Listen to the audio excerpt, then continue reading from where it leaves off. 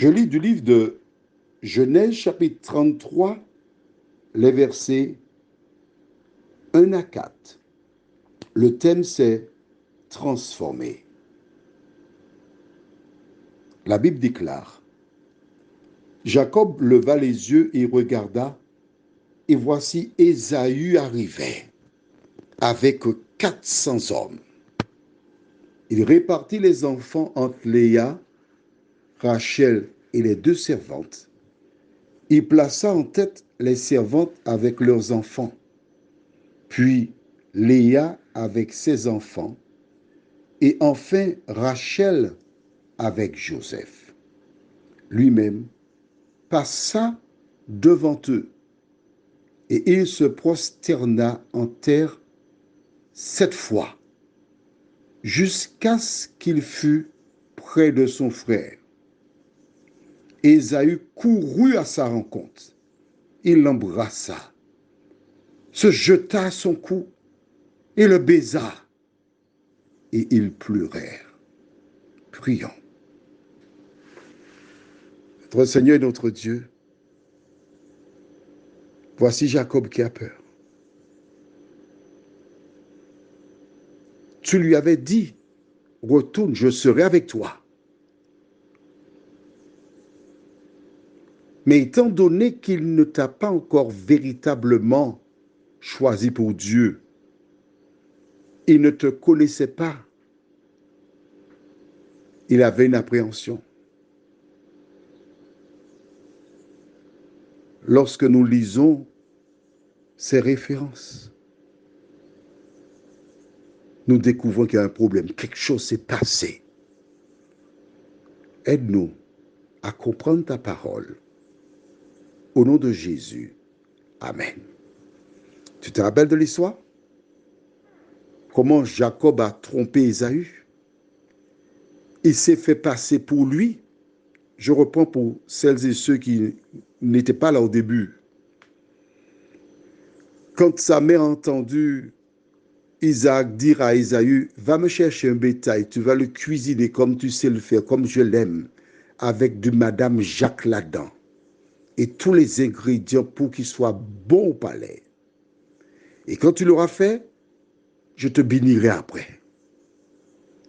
La mère Rebecca, qui écoutait derrière la tente, s'empressa d'appeler Jacob, le préféré, celui dont Dieu avait dit que par lui, il y aurait une postérité. Alors, elle lui dit, fais vite, va me prendre 2 chevaux, on va faire comme ci, comme ça. Jacob dit, mais maman, mon frère Ésaü, poilu, moi, je n'ai pas de poil sur le corps. Elle lui dit, ne t'en fais pas, va chercher les chevaux. Et obéissant, Jacob va prendre les chevaux. La maman les apprête comme Isaac les aime. Elle récupère la peau, elle recouvre les bras de son fils, sa main, son cou. Elle va chercher un vêtement d'Ésaü dans lequel il y a son odeur. Elle habille son fils et l'incite à aller. Il se rend. Le père a des doutes, mais finalement, il mange. Avant de bénir, il lui dit, viens m'embrasser mon fils. Et quand Jacob, déguisé en Ésaü, se baisse, il prend l'odeur d'Ésaü, donc il dit, bon, ben c'est Ésaü. Il bénit Jacob. Quand Ésaü découvre la vérité, il proclame qu'il tuera Jacob. Ce dernier, effrayé, prend la fuite, il se rend chez Laban. Mais le problème n'a pas été réglé. Il n'a jamais revu son frère. Dans sa tête, Ésaü continue de le haïr et souhaite sa mort. C'est ce qu'il a dans son cerveau. Mais pendant qu'il se trouvait chez Laban, l'Éternel a tous les pouvoirs. L'Éternel savait à quel moment il devait retourner. Alors parfois tu t'inquiètes, tu dis, mais quand j'irai demander pardon, est-ce qu'il acceptera de me pardonner? Ce n'est pas ton problème, c'est le problème de Dieu. Voici qu'il revient conformément à la parole de l'Éternel. Sont sans bout.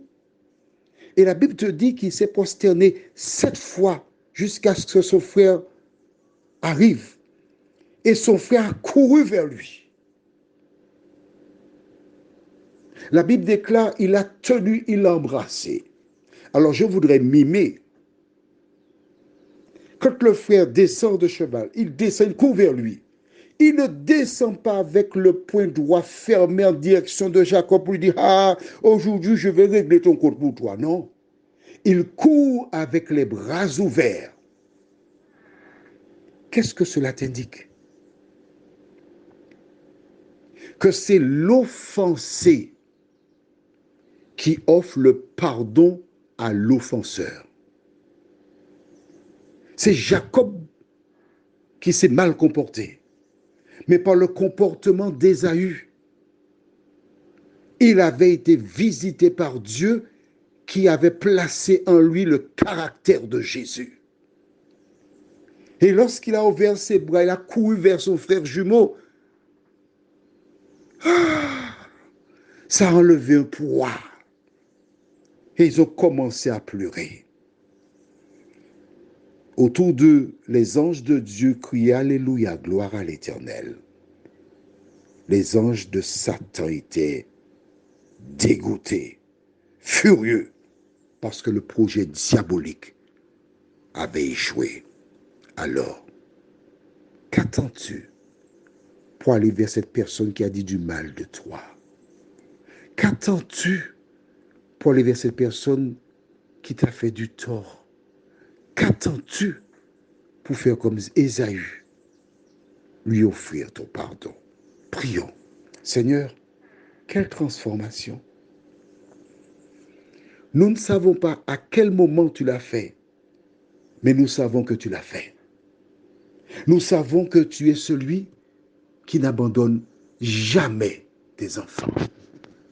Merci parce que cette expérience nous encourage. Elle nous apprend à te faire confiance. Elle nous apprend à compter sur toi.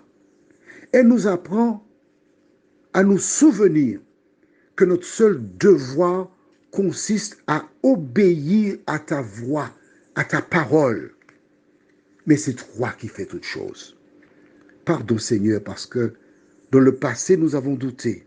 Aide-nous à compter de ce jour, à t'obéir fidèlement, nous t'en prions. Au nom de Jésus et pour ta gloire éternelle. Amen.